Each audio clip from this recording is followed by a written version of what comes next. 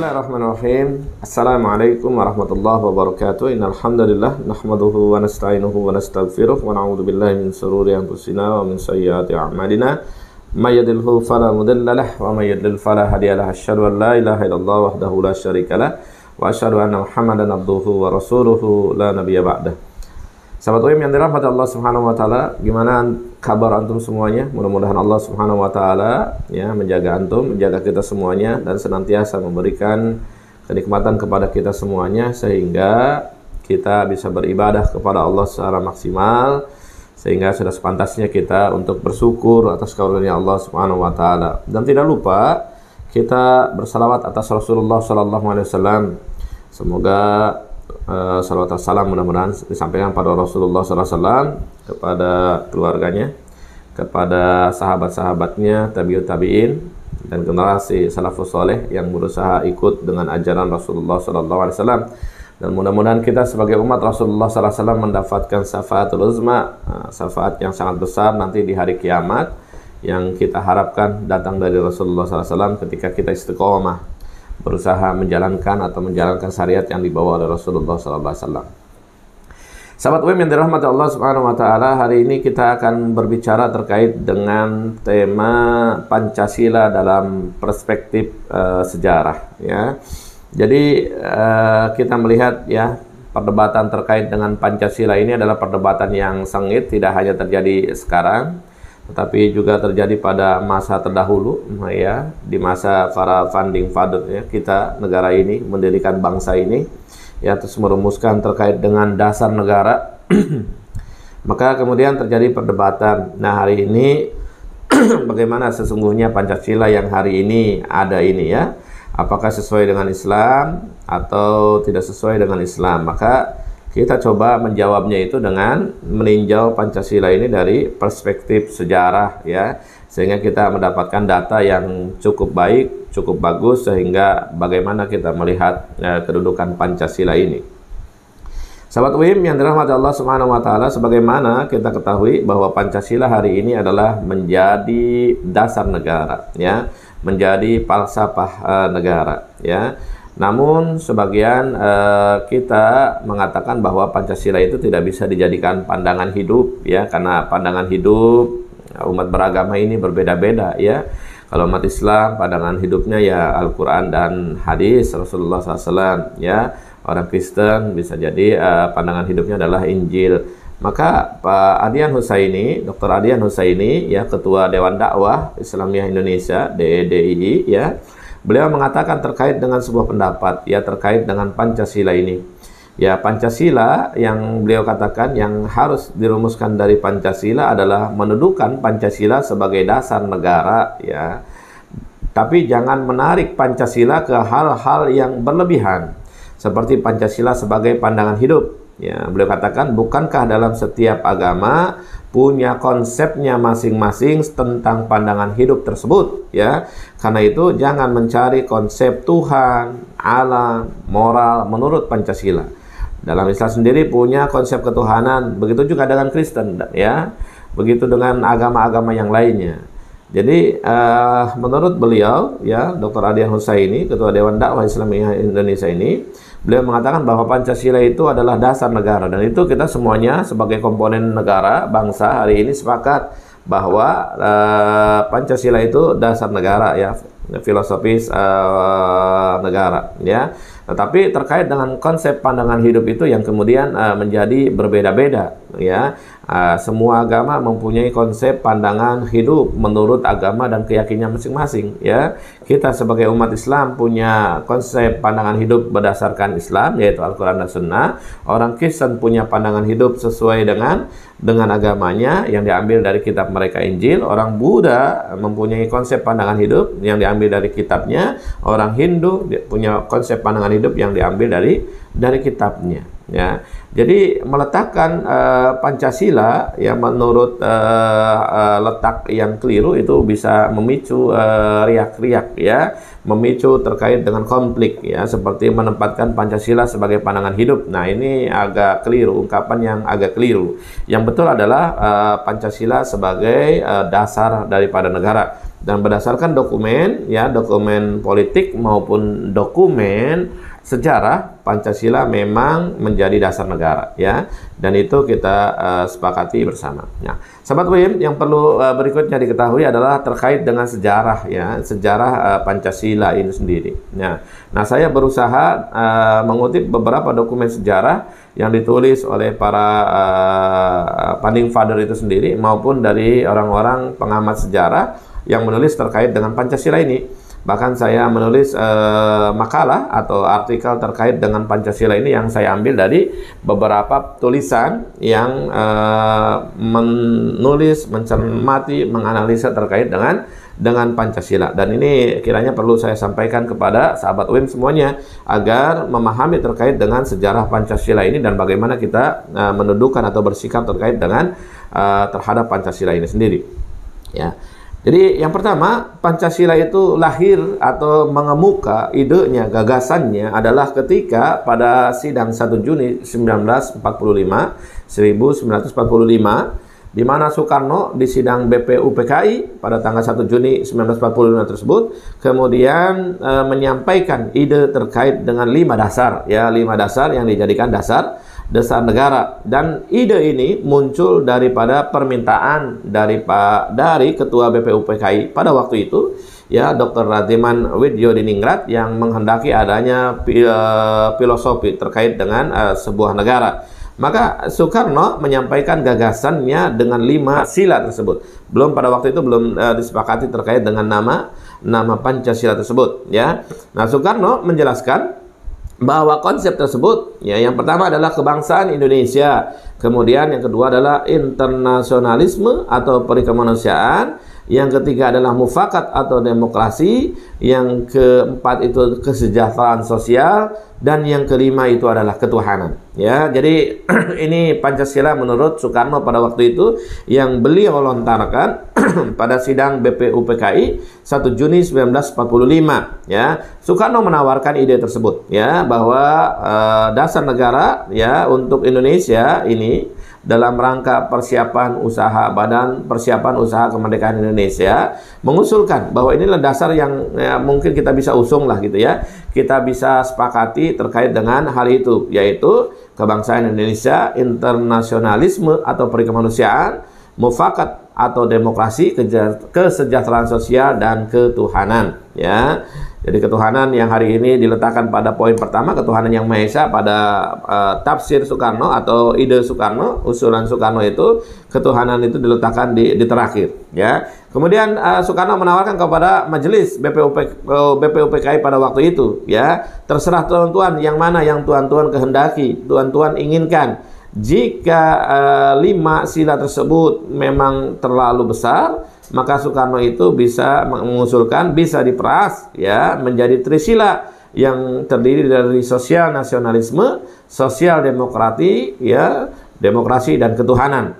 Atau kata Soekarno, jika itu masih dianggap terlalu besar juga bisa diambil menjadi ekasila ya, atau silanya cuma satu, yaitu gotong royong ya. Terserah tuan-tuan yang menghendaki yang mana, begitu kata Soekarno pada waktu itu yang diusulkan pada sidang BPUPKI ya 1 Juni 1945 ya, mengusulkan Pancasila, Trisila, dan Ekasila. Seperti itu ya. Jadi kalau hari ini Bu Mega misalkan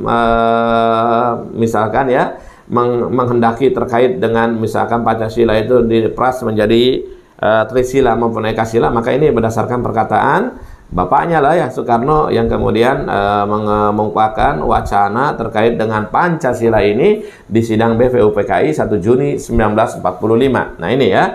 Namun ya, dokumen atau ide daripada Soekarno ini sebelumnya ya, sebelum Soekarno menyampaikan pada sidang 1 Juni 1945 itu, maka ya Mr. Muhammad Yamin sudah menyampaikan terlebih dahulu terkait dengan dengan hal ini, ya. Muhammad Yamin mengubahkan ide terkait dengan dasar negara menurut versi daripada Muhammad Yamin, yang dikatakan yaitu adalah peri kebangsaan, peri ketuhanan, kesejahteraan rakyat, kemanusiaan, dan peri kerakyatan. Ini yang diusulkan oleh Muhammad Yamin, ya, pada tanggal 29 Mei 1945. Maknanya 3 hari mungkin atau 2 hari sebelum Soekarno menyampaikan ide di sidang BPU PKI 1 Juni 1945, ya.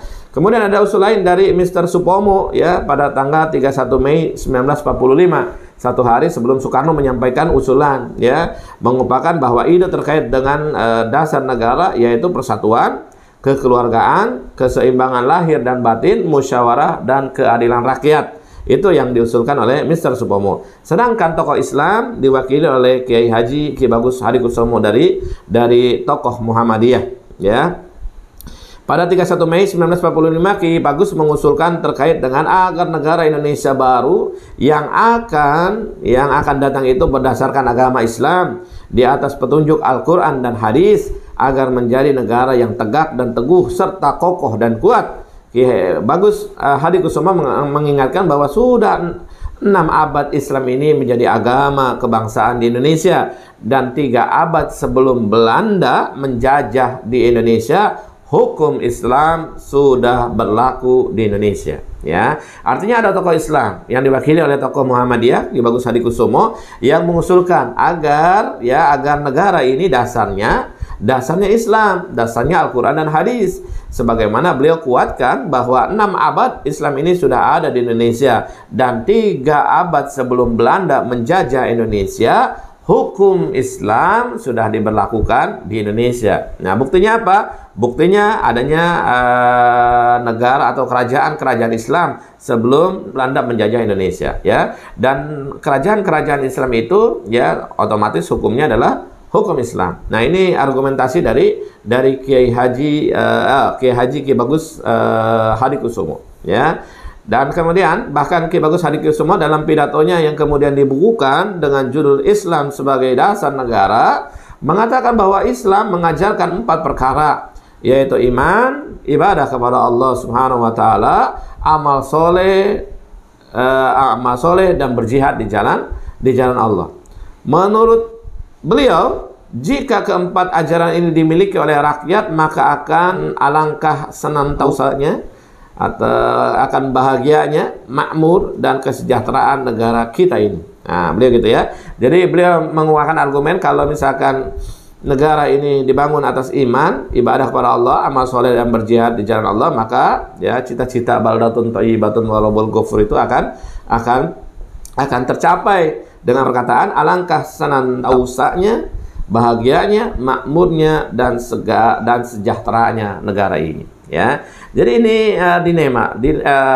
menjadi fenomena, ya, fenomena bagaimana Pancasila itu, ya, dari awal sudah terjadi argumentasi yang cukup alot, yang cukup kuat terkait dengan perdebatan, ya. Orang-orang nasionalis mengusulkan Pancasila berdasarkan persepsi dia, Pak Karno, Mr. Supomo, ya. Terus kemudian Muhammad Yamin mengusulkan Pancasila berdasarkan tafsir dan versi beliau, ya. Tetapi kemudian Ki Bagus Hadikusumo sebagai representasi daripada tokoh Islam mengingatkan bahwa Pancasila ini, dasar negara ini harus didasari dengan nilai-nilai Islam agar terjadi tadi, ya, sentosa, bahagia, makmur, sejahtera negara kita ini, ya. Namun kemudian, ya, ini menjadi sejarah, dokumen sejarah, dan sahabat UIM perlu tahu terkait dengan hal ini, ya. Dan kemudian terkait dengan perdebatan tersebut, 1 Juni 1945 tersebut akhirnya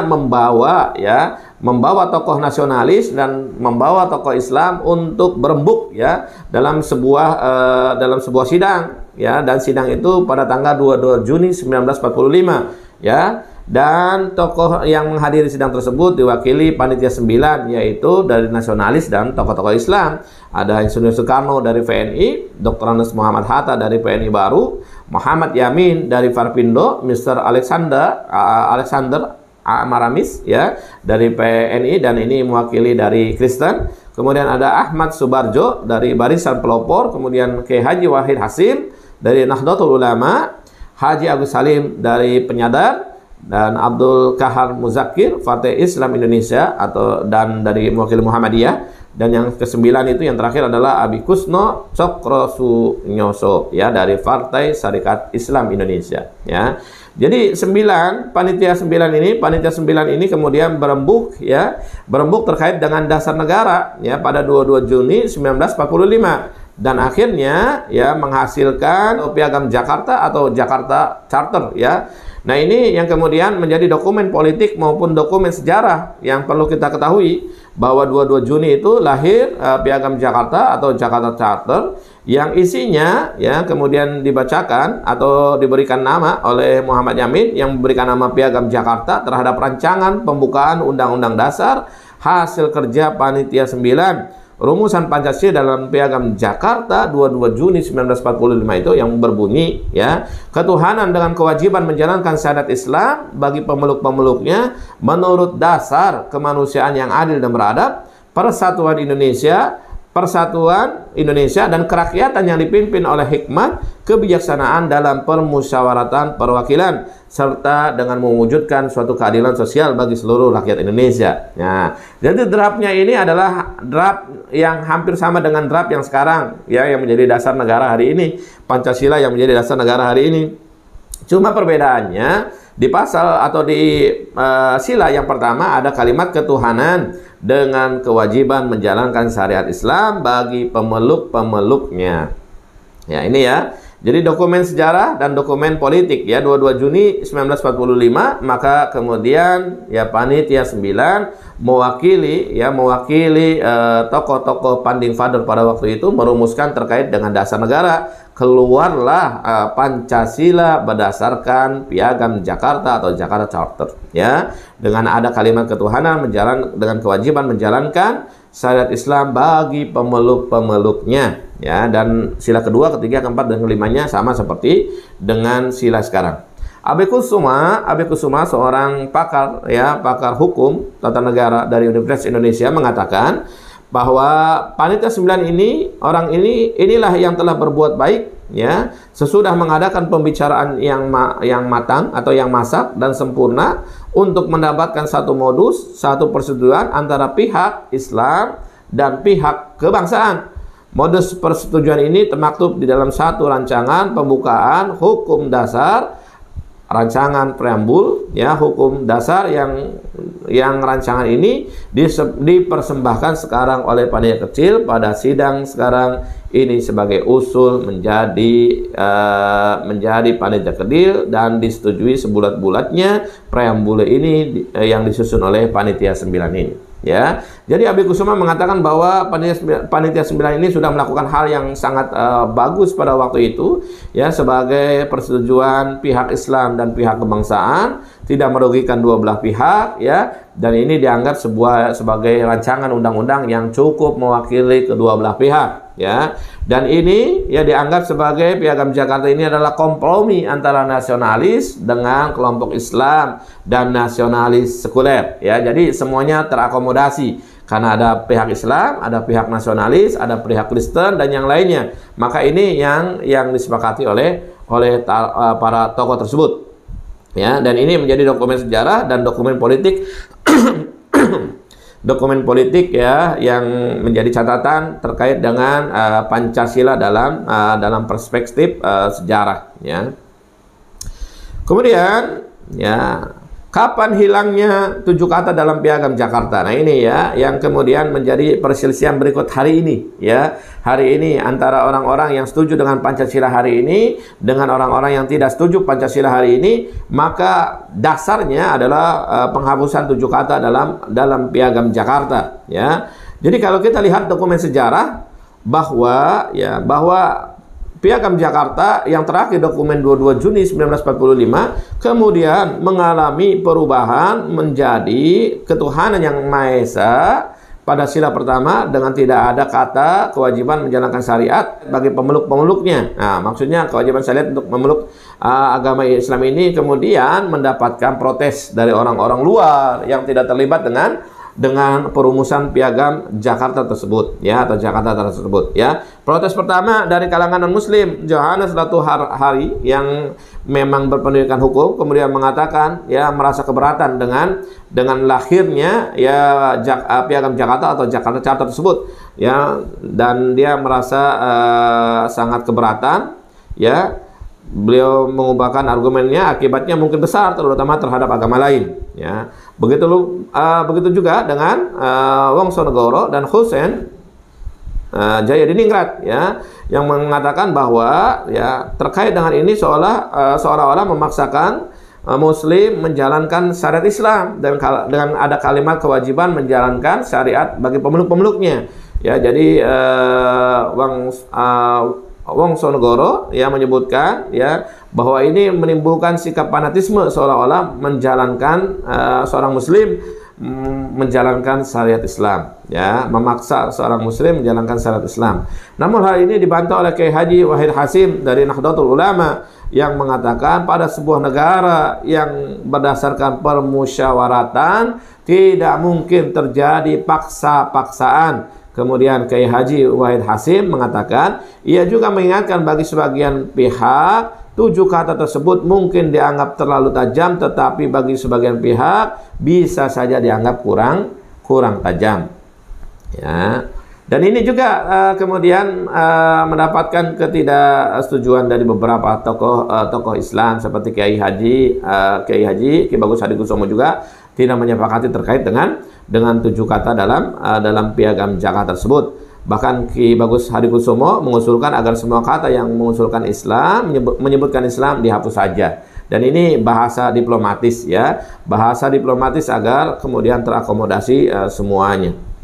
Dan sahabat UIM yang dirahmati Allah Subhanahu wa taala, ya. Terus kemudian usulan terkait dengan penghapusan 7 kata dalam Piagam Jakarta ini semakin mengerucut ketika datang seorang Kaigun kepada Muhammad Hatta, dan kemudian mengusulkan terkait dengan agar dihapusnya 7 kata dalam Piagam Jakarta karena ada ancaman kalau 7 kata dalam Piagam Jakarta tersebut kemudian diberlakukan sebagai dasar negara, maka orang-orang Indonesia Timur itu akan memisahkan diri dari Indonesia, ya. Dokumen sejarah mengatakan bahwa seorang yang dianggap Kaigun, tentara Jepang tersebut, ini adalah pada hakikatnya adalah seorang mahasiswa yang diutus berbicara kepada Hatta.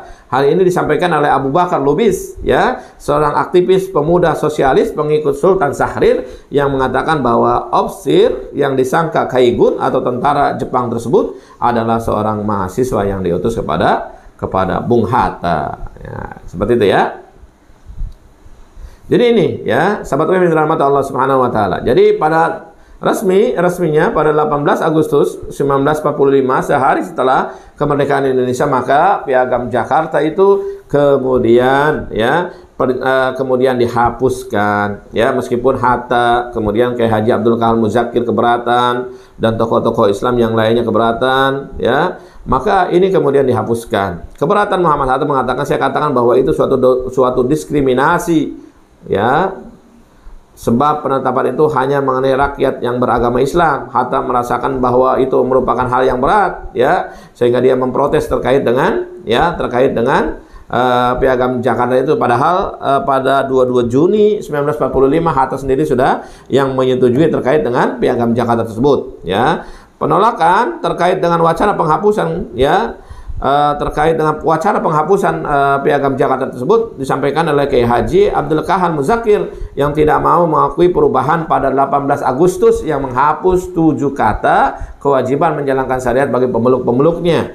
Beliau mengatakan bahwa sebagai perjanjian luhur, karena perjanjian luhur yang sebenarnya atau gentleman agreement, ya, 22 Juni ini 1945 maupun keputusan musyawarah badan penyelidik yang telah diambil secara bulat, ya, telah dilanggar sendiri oleh golongan nasionalis sekuler. Artinya, ya, dokumen sejarah, dokumen politik sudah mengesahkan 22 Juni 1945 itu sebagai, atau Piagam Jakarta, Jakarta Charter itu sebagai dasar, ya, dasar negara. Namun dalam realitanya perjalanannya kemudian banyak pertentangan, banyak ketidaksepakatan, banyak ketidaksetujuan orang-orang nasionalis yang pada waktu itu sudah diwakili, ya, sudah diwakili oleh Soekarno, sudah diwakili Hatta dan tokoh-tokoh nasionalis lainnya. Dan pada waktu itu mereka sudah sepakat, ya, bahwa Piagam Jakarta, ya, Piagam Jakarta itu disetujui sebagai dasar negara. Namun ya itulah, ya, dinamikanya, perubahan-perubahan itu terjadi, ya. Dan hari ini Pancasila yang hari ini kita terima adalah Pancasila yang sudah berubah, yaitu pada tanggal 18 Agustus 1945, yaitu ketuhanan yang Maha Esa, kemanusiaan yang adil dan beradab, persatuan Indonesia, ya, kerakyatan yang dipimpin oleh hikmat, kebijaksanaan dalam permusyawaratan perwakilan, serta keadilan sosial bagi seluruh rakyat Indonesia. Itu yang hari ini Pancasila yang ada di kita. Lalu pertanyaannya, sahabat UIM, bagaimana kita menilai Pancasila hari ini? Ya, Pancasila yang hari ini sudah terdokumentasikan dan menjadi dasar negara. Kita berbicara dengan dokumen sejarah, ya. Bagaimana kita melihat terkait dengan sikap-sikap, ya, sikap-sikap negarawan atau sikap-sikap founding father, ya, melihat Pancasila dan kaitannya dengan Piagam Jakarta atau Jakarta Charter itu sendiri, ya. Muhammad Hatta dalam bukunya Sekitar Proklamasi, Muhammad Hatta menjelaskan, pada waktu itu kami dapat menginsafi bahwa semangat Piagam Jakarta tidak lenyap dengan menghilangkan perkataan ketuhanan dan kewajiban menjalankan syariat Islam bagi pemeluknya dan menggantinya dengan ketuhanan yang Maha Esa.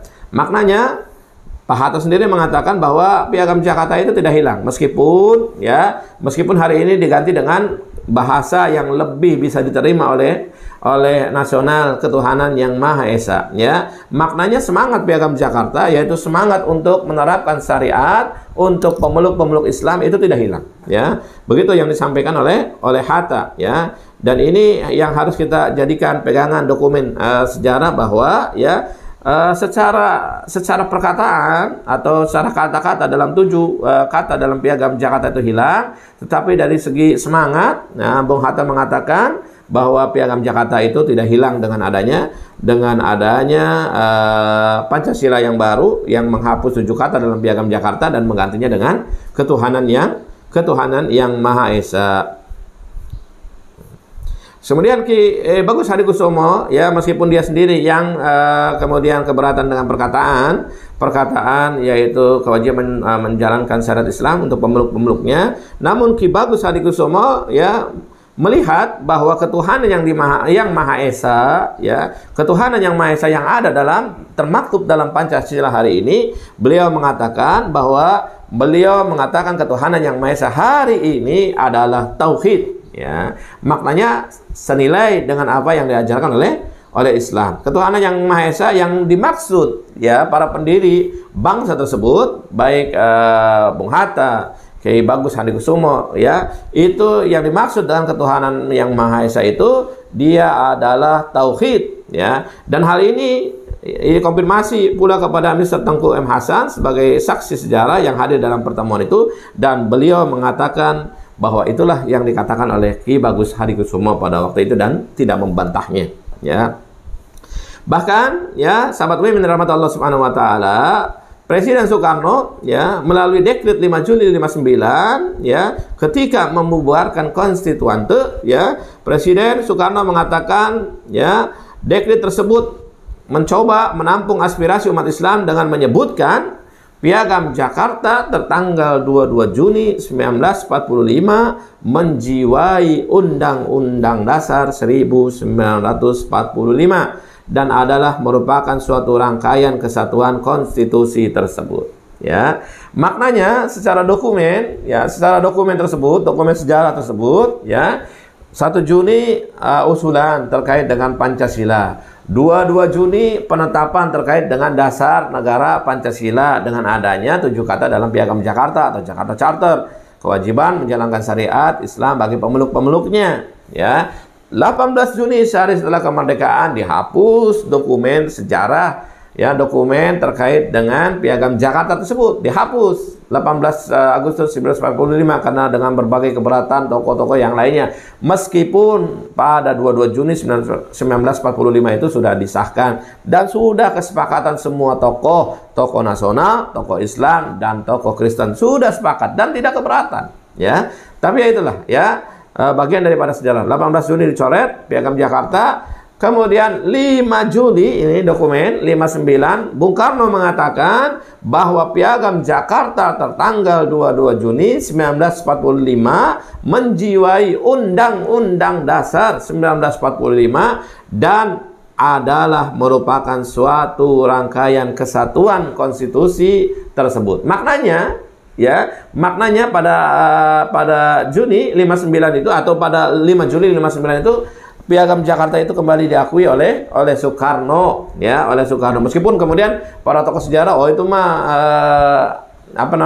Soekarno saja untuk mengambil hati umat Islam, karena pada waktu itu Soekarno membubarkan konstituan tuh, ya, membubarkan Dewan Perwakilan Rakyat lah pada waktu itu, ya. Dan kemudian ini menjadi dokumen sejarah dan dokumen politik. Maknanya Soekarno sendiri mengakui bahwa, ya, pada 5 Juli 59, ya, bahwa Piagam Jakarta tertanggal 22 Juni 1945 menjiwai Undang-Undang Dasar 1945 dan merupakan suatu kesatuan dengan konstitusi tersebut. Ya, adanya pengakuan terkait dengan Piagam Jakarta.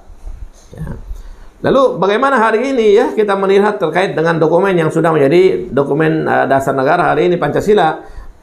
Maka kita boleh berpijak kepada pijakan Rais Am Nahdlatul Ulama Kiai Haji Ahmad Siddiq yang mengatakan kata yang Maha Esa pada sila pertama, ketuhanan yang Maha Esa, merupakan imbangan 7 kata yang dihapus dari sila pertama menurut rumusan semula.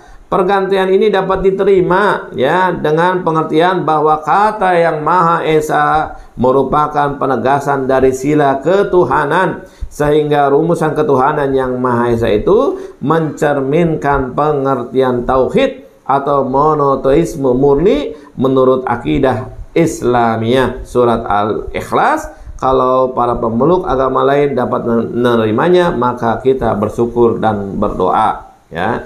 Jadi hari ini, sahabat UIM yang dirahmati Allah Subhanahu wa taala, dengan segala dinamikanya hari ini, ya, dengan segala dinamikanya hari ini, ya, dari Pancasila 1 Juni 1945 kemudian menguat menjadi Piagam Jakarta, Pancasila yang ada Piagam Jakarta atau Jakarta Charter 22 Juni 1945, kemudian dihapus 18 Agustus 1945 dan menguat lagi dengan dekret Presiden 5 Juli 59, ya.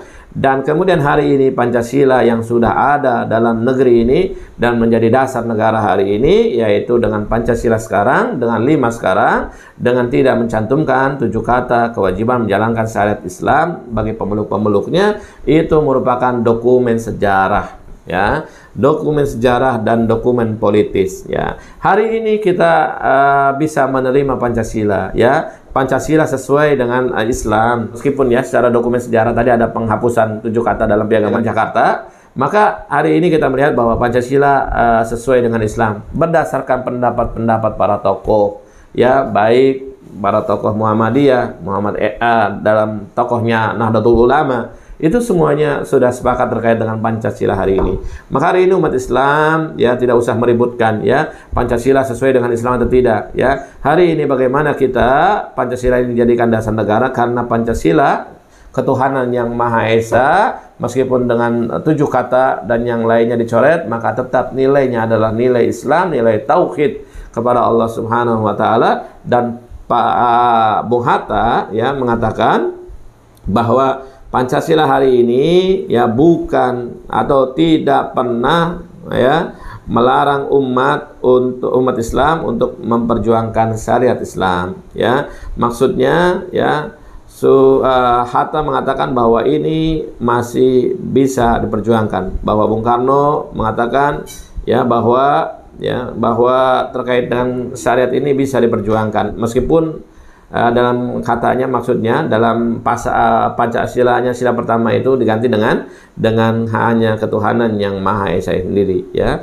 Karena pada waktu itu Hatta mengatakan, ya, pada waktu itu kami ya, dikatakan di sini bahwa pada waktu itu ya Hatta menyetujui terkait dengan Pancasila, maksudnya tidak Pancasila yang ada tidak menghapus terkait dengan semangat untuk menegakkan syariat Islam ya, dan diperkuat juga dengan Dekret 5 Juli 59 bahwa Piagam Jakarta 22 Juni 1945 menjadi undang-undang dasar.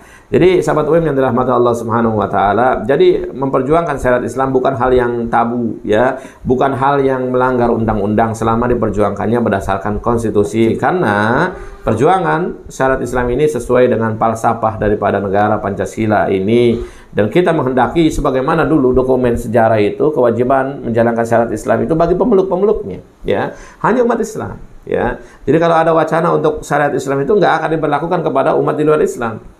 Orang Kristen tidak akan diberlakukan, orang Hindu tidak akan diberlakukan, orang Buddha tidak akan diberlakukan, agama yang lain tidak akan diberlakukan. Jadi kalaupun hari ini ya kita mewacanakan untuk memperjuangkan syariat Islam, selama jalannya ya sesuai dengan undang-undang, selama jalannya sesuai dengan konstitusi, maka sah-sah saja ya. Toh ini kita selalu hari ini berpikir bagaimana memberikan kebaikan-kebaikan kepada bangsa ini ya. Hari ini sudah ya, Indonesia sejak dimerdekakan 1945 sudah lama ya, dan hari ini Indonesia belum mencapai kata sejahtera untuk rakyatnya. Maka kita hari ini berusaha memberikan yang terbaik ya, secara konsep, secara pemikiran, secara aktivitas untuk bangsa ini, termasuk ya memberikan bangsa ini solusi agar untuk memperjuangkan misalkan lah ya dengan syariat ya, dengan syariat Islam sebagaimana dulu para tokoh-tokoh terdahulu baik Muhammadiyah maupun Nahdlatul Ulama yang memperjuangkan itu semuanya, memperjuangkan agar Islam menjadi dasar negara ya, menjadi pedoman hidup atau pandangan hidup dari negara. Karena memang kita meyakini ya bahwa dengan Islam insya Allah lah ya bangsa ini ya menjadi baik, menjadi muncul kebaikan-kebaikan tersebut, dan insya Allah